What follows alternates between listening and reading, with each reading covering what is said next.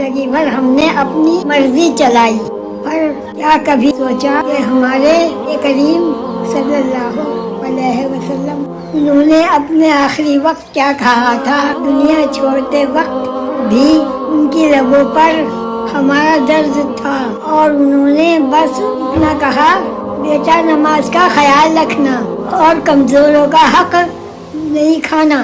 بیٹا سوچ، مرنے والے کو اپنی تکلیف ہوتی ہے، پر ہمارے نبی کو امت کی نماز اور غریبوں کا حق یاد تھا، فکر تھی ہماری۔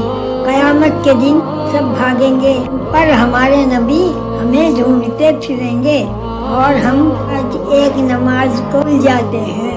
ایک نماز ان کے لیے پڑھ لو جنہوں نے آخری دم تک ہمارے لیے سوچا تھا۔ اور بیٹا ایک بات میری ضرور سنو، میری عمر 115 سال سے زیادہ کی ہے۔ جس عمر میں لوگ جو بیٹھ کے اٹھ نہیں سکتے، اس عمر میں تم سب کو میں دین سکھا رہی ہوں۔